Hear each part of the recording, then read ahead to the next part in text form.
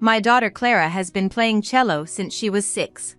I want to say that first, before anything else, because this story has a tendency to become about money if you're not careful. And it isn't about money, it's about the way she sits when she plays.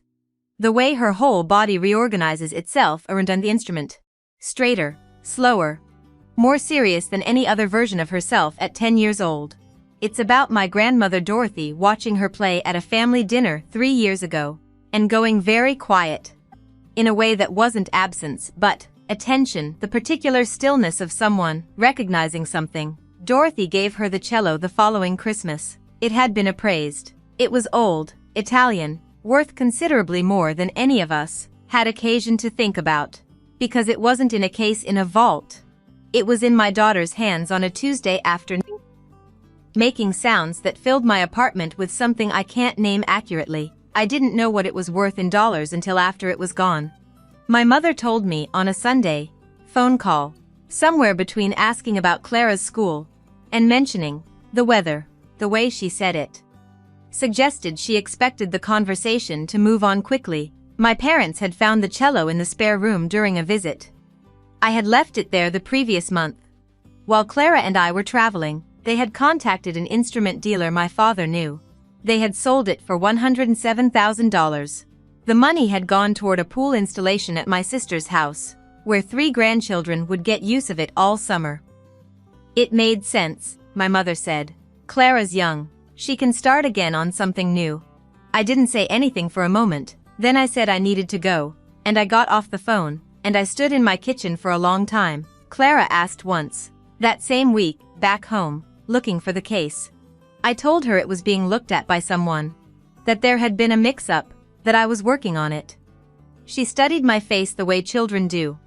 When they know the answer is smaller than the truth, then she nodded and went to her room. I stood in the hallway afterward. I know that hallway well now. I've done a lot of standing in it this year, holding things I don't know how to put down. She didn't cry about it in front of me. I don't know if she cried at all. What she did was borrow a school instrument the following week and keep practicing. Because the recital was in 6 weeks and she takes her commitments seriously, more seriously than most adults I know. That's the part that undid me most quietly. I called Dorothy on a Thursday. She asked about Clara first, the way she always does. Asked specifically about a passage Clara had been working on, remembered its name, asked if she'd gotten the fingering right.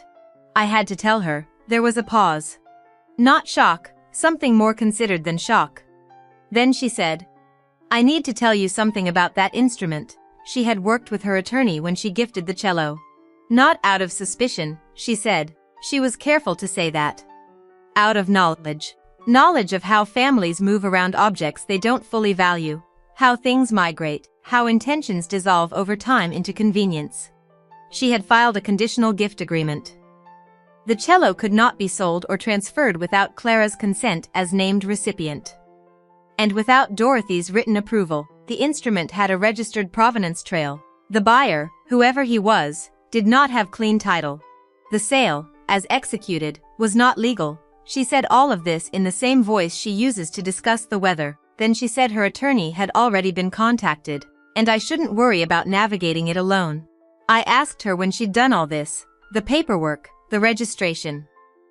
When I gave it to her, she said simply, I loved her enough to do it correctly. My parents' attorney has been in contact with Dorothy's. I have not spoken to my parents directly since the Sunday call. I don't know what to say to them yet that wouldn't be either too much or not enough. The pool is built. It exists in my sister's backyard, blue and clean, and full of water. Her kids swim in it. I have seen photographs. I don't feel what I thought I would feel about that. Most feel tired, and sad, and something small and stubborn underneath both. The thing that keeps me making calls, and answering emails, and telling Clara we're working on getting it back, she accepted that. She always accepts what I tell her when I say it straight. She's practicing on a borrowed instrument. It doesn't have the same resonance. She told me that once, technically, without complaint, just as information, but the sound still comes through the door in the evenings. She still goes still and straight when she plays. Whatever Dorothy heard in her 3 years ago is still there. Unchanged, patient. Dorothy called last week to check in. Before we hung up, she said, the instrument can be recovered. Those things take time. What she has, that doesn't need recovering. I wrote it down after we got off the phone. I've been carrying it since.